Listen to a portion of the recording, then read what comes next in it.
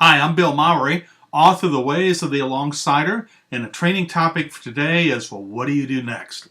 All right, you're finished. You've walked through the ways of the Alongsider.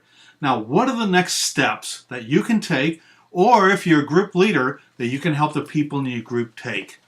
Let me illustrate this by sharing the story of Cheryl. Cheryl had walked a group of women through the ways of the Alongsider. She was doing this in idea of a triad, one to two other women, and she made this observation. I'm seeing that we need to go small to grow big. Now, what did she mean by that? Well, the idea of working with just two women or three women in a small group was transformative for Cheryl's life.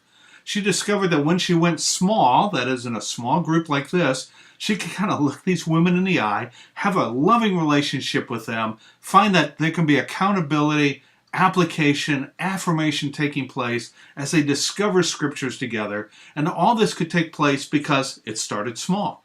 This wasn't going to happen from a pulpit. This wasn't going to happen from a class, but it could happen when they start small. And by starting small, you could grow big. Cheryl is now discipling to the third generation. That is, the women that she had in her initial triad of two other women. The three of them, including Cheryl, are now each leading triads, and then some of those women are now leading triads. And so it started out as three, has now gone to about a dozen. So by going small, they're growing big. And this is what happens through the power of multiplication, through the power of alongsiders coming next to people in a small group, helping them become followers of Jesus Christ. Well, how do we get started? Well, I found a simple ministry form, kind of a means or a tool that's particularly useful for disciple making, and it's called a triad. That is a small group of 1 to 2 or 1 to 3 other people. The author Greg Ogden, in his book Transforming Discipleship, has kind of popularized this form. And in fact, this book, Transforming Discipleship, is a great complementary piece to the ways of the Alongsider. And so a triad is a small group of 1 to 2 people or 1 to 3 people that has a designated leader and a goal to grow as disciples of Christ. It's small enough that we can get close enough to people to watch transformation take place. So how's a discipleship triad different from other small group expressions in the body of Christ today? Well, I found that there's generally several different types. They kind of fall into several distinct categories within the body and within churches today. One is a typical adult Sunday school class, or some would call it an adult Bible fellowship. Another expression is in a house church or a home group, again, that meets in somebody's home outside of a church. There's usually a designated teacher. This instruction takes place. There's worship. There's a large social gathering. And that's kind of like that group can get as big as a house can hold, and that there's usually no preparation, very minimal commitment of any. It's open for anybody to come to. As one friend called it, it's kind of like Sunday school in an evening. And that's a very popular expression. Another is a small group. Some call those life groups. And in a life group or a small group, there's typically a designated leader. Now, in this case, there's usually a topic. You might be doing a Bible study together, reading a book together. But again, there's little commitment, little expectation of preparation. The size can grow as big as somebody's living room. It's a great place, again, for fellowship and assimilation to happen. Now, a discipleship triad or discipleship group is different from those others in a variety of ways. One is that, a discipleship triad or discipleship small group is closed. Once it gets started with the 3 or the 4 people, nobody else can join. It's intended to be small. Secondly, is that there's a commitment for preparation and for participation. We're expecting people to come each week to do the preparation and to contribute from that. Also, the idea of preparation means that there's a set curriculum, and this curriculum is around that bullseye of a disciple. And there's a variety of good curriculums out there that you can choose from that really focuses on the qualities of what a disciple is. Also, in a discipleship triad, there's a beginning point and there's an ending point.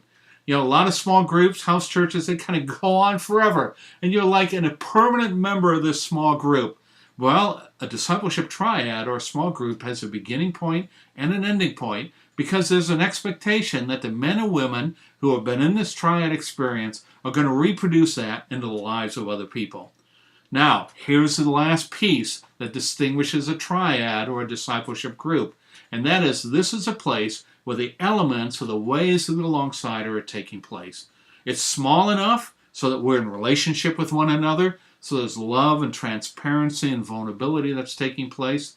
We're getting into the scriptures together. We're asking people to make a commitment for preparation so that there's discussion and there's discovery, the 2D element that's happening. Also, it's small enough that we can kind of look people into the eye. We get close enough to people that we can ask about application. We can encourage accountability, and we can give affirmation to people's lives. Now, as you finish the ways of the alongside, walk through that little section called, well, what do you do next? And part of the application of that what do you do next is helping people either recruit one person or to recruit 2 or 3 to a discipleship triad. Review the toolbox on selection at the end of chapter 3. That'll help people to think through who they'd want to invite. And even role play and how to invite people to a discipleship triad. And a simple way to think about this invitation is to use the VIM principle. Remember that? And so we're talking about vision, intentionality, and means. So as I talk with somebody, I'm saying, I'm pulling together 2 to 3 people who share kind of your heart and my heart, who want to grow to be disciples of Jesus Christ. And I'm inviting them to a group, and I'd like you to pray about being a part of this group. It's going to help us grow as disciples. We're painting a vision.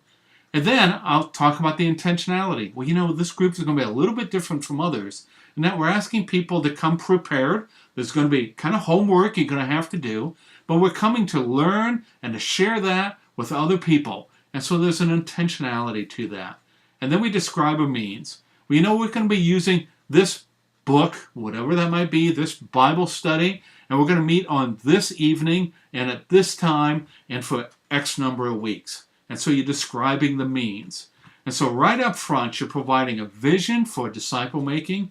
You're talking about an intentionality of discovery and discussion in the scriptures. And then you're providing a means, time, place, and what we're going to do together. If you don't develop a plan and help people develop a plan, the principles of the ways of the alongside are going to vanish. You basically have a 2-week window of opportunity once you finish the book.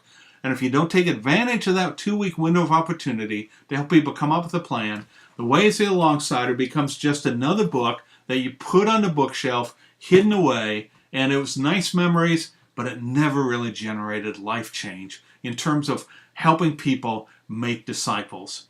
So sit down with each member of the alongside group that you're with, or do it yourself, and walk through this action plan process, helping them to begin to identify one person or maybe start a discipleship triad so that you're applying the principles of the ways of the alongside. It's my prayer that God would use a simple ministry form of a triad, 1 to 2 or 1 to 3, to multiply your disciples in your community and in your church.